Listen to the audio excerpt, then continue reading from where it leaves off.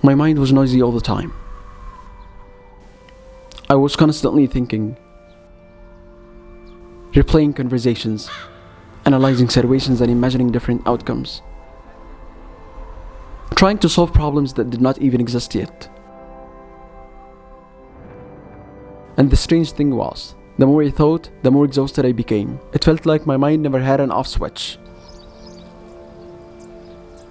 Then one day, I bought a notebook.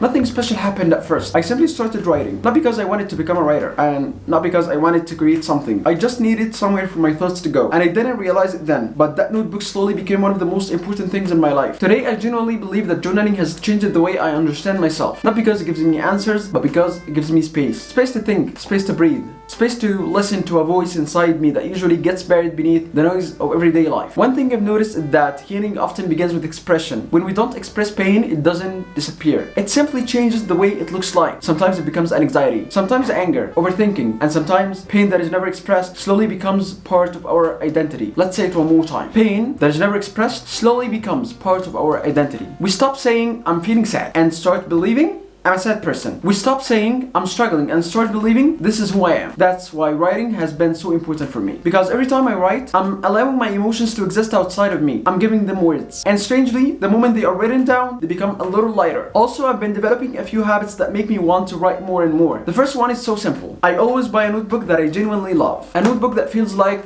beautiful enough to make me, want to open it. It sounds insignificant, but it isn't. Because we get back to the things that we feel attracted to by anyone. Then I carry it with me everywhere. For example, these days I spend about an hour in the bus going to work and another hour coming back home. Most people scroll through their phones, but I write. Those 2 hours have become some of the quietest moments of my day. The world outside keeps moving, cars pass, and life continues. But inside those pages, everything slows down. It's as if the noise fades away, and for a little while, it's just me meeting myself. I don't write about everything. I write about moments that stay with me. A conversation that makes me think. A mistake that I made. Sometimes something that hurts me, especially those things that happened in the past and they manifest in a certain negative way. Something beautiful I want to be thankful for. A blessing that I don't want to forget. A lesson that I don't want to lose. And I simply ask myself, what actually happened today? What did I learn? What kind of person was I today? What are the things I'm grateful for? And I try to answer honestly, not harshly. Okay, one unexpected benefit of journaling is that it almost eliminated my overthinking because my brain started to know something. Whenever a difficult thought appears, I don't have to solve it immediately. I simply tell myself, don't worry, we're going to talk about this tonight. I'm not ignoring you. I'm not abandoning your emotions and your feelings. I'm just postponing the conversation. And that simple promise changes everything. So instead of fighting thoughts all day, I save them for a time when I can actually listen. And maybe the most important lesson journaling has taught me is how to deal with emotions. For a long time, I thought that every emotion has to be fixed. If I felt embarrassed, why am I feeling embarrassed? I shouldn't be feeling so. If I felt anxious, I needed to stop feeling anxious. If I felt angry, I shouldn't be feeling so. But now, I see emotions differently. I don't argue with emotions anymore. It's my right to feel happy, sad, anxious, and embarrassed. They are information. Simply. If I felt sad, I have the right to feel sad. If I felt embarrassed, I have the right to feel embarrassed. If I felt angry, I have the right to feel so. The emotion itself doesn't need a debate. What needs a discussion is the belief hiding underneath it. Let's say I feel embarrassed. Okay.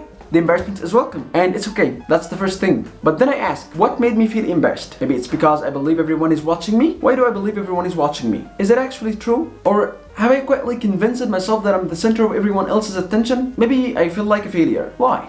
What definition of success am I using? Who gave me that definition, actually? So, the emotion stays respected, but the idea behind it becomes open for examination, and that's where real change begins. And over time, I've noticed something beautiful. The notebook stopped feeling like paper. It started feeling like a friend, a place where I don't have to pretend, a place where I don't have to impress anyone, a place where I can admit things I haven't even admitted to myself. Sometimes I read entries I wrote years ago, and I smile. Not because life was easier, but because I can literally watch myself growing. I can see old fears disappearing, old beliefs changing, old wounds slowly healing. It's like having a conversation with every previous version of myself. And honestly, that's something very few people get to experience, actually. People often ask whether journaling is worth it. For me, it has been something close to free therapy. Sometimes we absolutely need therapy. But because journaling teaches you something equally valuable. How to become compassionate toward yourself. How to sit with your own pain instead of running from it. How to become the kind of friend you wish someone else would be. Sometimes I imagine the younger version of myself sitting across from me. The one who was confused, scared, overthinking everything everything. And when I write, that's who I'm talking to that younger version. Not with judgment, not with criticism, but with kindness. Almost like saying, I know this hurts, I know you are trying, but we are going to figure this out together.